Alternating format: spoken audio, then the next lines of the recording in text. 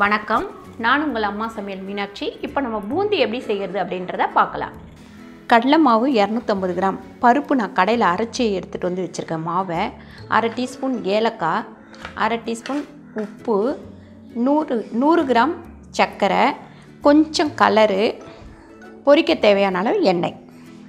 இப்போ வந்து நம்ம பூந்திக்கு மாவு எப்படி கரைக்கிறதுன்னு பார்க்கலாம். ஃபஸ்ட்டு கொஞ்சோண்டு சால்ட்டை போட்டுருங்க, கொஞ்சமாக தண்ணி விடுங்க, அதுக்கப்புறம் மாவு போட்டுருங்க. தண்ணி வந்து மொத்தமாக விட்டுறாதீங்க, கொஞ்சம் கொஞ்சம் விட்டுட்டு அதுக்கப்புறமா கலக்குங்க.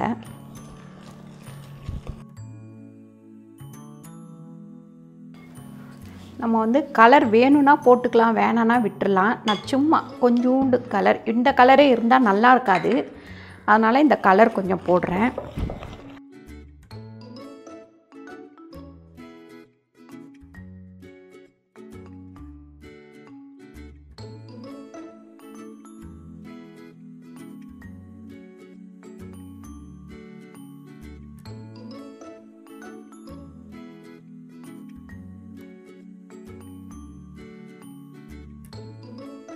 இப்போ நம்ம பூந்திக்கு மாவு வந்து கரைச்சாச்சு, கட்டியெல்லாம் இல்லாமல் கரைச்சாச்சு. இது ஒரு 5 நிமிஷம் இருக்கட்டும்.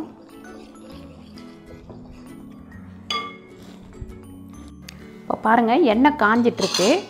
நம்ம வந்து ஸ்வீட் பூந்திக்கு பூந்தி எப்படி போடுறதுன்னு பார்க்கலாம். இப்படி கரண்டி ஒன்று வச்சுக்கோங்க, இதில் விட்டிங்கன்னா அது அப்படியே தட்டாமல் வச்சுருந்திங்கன்னா இப்படி அழகாக வரும். நீங்கள் ஒவ்வொரு தடவையும் இந்த மாவை எடுத்த உடனே கொஞ்சம் தண்ணி ஊற்றி இந்த இதுவை வந்து கழுவிடணும், கரண்டியை.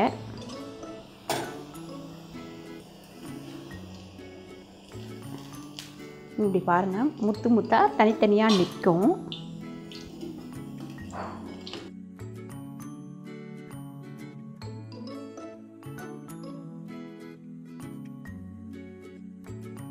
இப்போ பாருங்கள், இதை வந்து நம்ம மறுபடியும் கழுவிடணும். கழுவிட்டு இந்த தண்ணியோடு எடுத்து நீங்கள் எண்ணெயில் போடாதீங்க.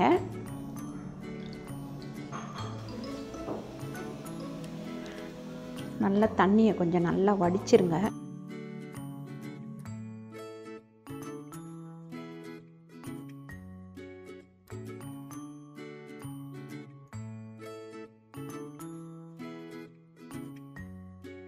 நம்ம மாவு ஊற்றும் போது ஐயில் வச்சுக்கணும்.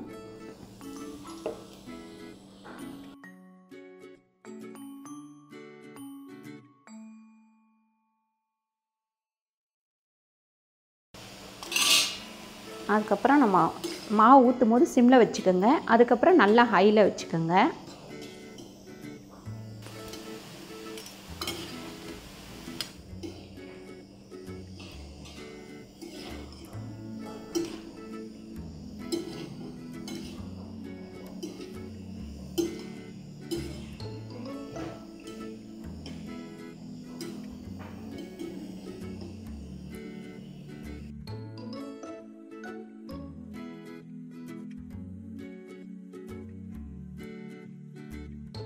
சிம்பிளாக பண்ணுறது தான் இதெல்லாம். நீங்கள் வீட்லேயே குழந்தைங்களுக்கு வந்து செஞ்சு கொடுத்துடலாம். சும்மா ஒரு டம்ளர், ஒரு ஆழாக்கு மாவு இருந்தால் கூட போதும். இதை செஞ்சு வச்சிங்கன்னா 2 நாளைக்கு வீட்டில் சாப்பிட்டுக்கோங்க பசங்க.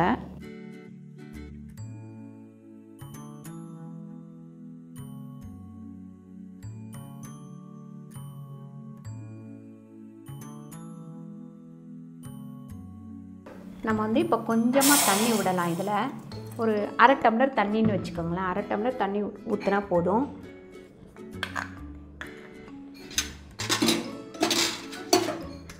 இந்த சர்க்கரையை இதில் கொட்டிடலாம்.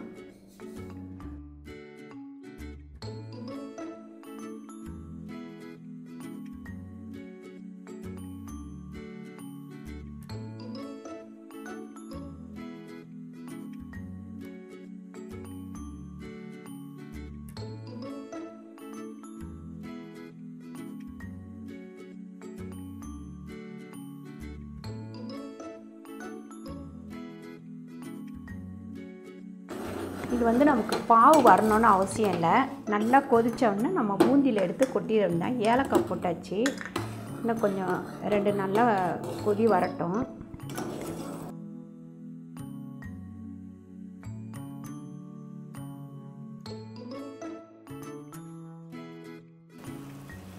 இப்போ நம்ம அடுப்பை ஆஃப் பண்ணிவிட்டு இதை மேலே வச்சு ஊற்றி கிண்ட வேண்டியதுதான்.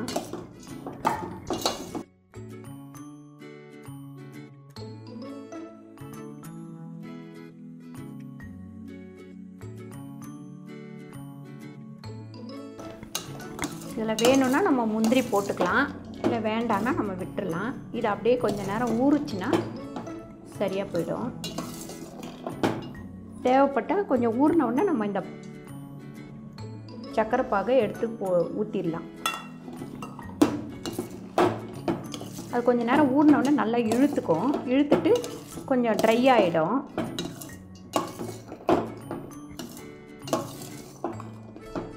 இப்போ பாருங்கள், ஸ்வீட் பூந்தி வந்து ரெடி ஆயிடுச்சு.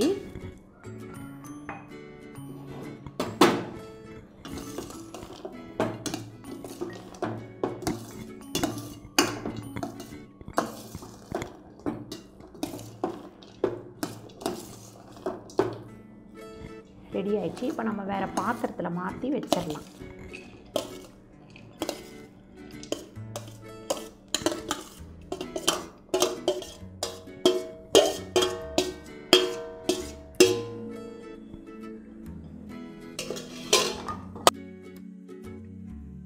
உங்கள் அனைவருக்கும் தீபாவளி நல்வாழ்த்துக்கள். இந்த பலகாரங்கள்லாம் உங்களுக்கு பிடிச்சிருந்தா செஞ்சு பார்த்துட்டு எனக்கு கமெண்ட் பண்ணுங்கள். இந்த வீடியோ உங்களுக்கு பிடிச்சிருந்தா லைக் பண்ணுங்கள், ஷேர் பண்ணுங்கள், சப்ஸ்கிரைப் பண்ணுங்கள். நன்றி, வணக்கம்.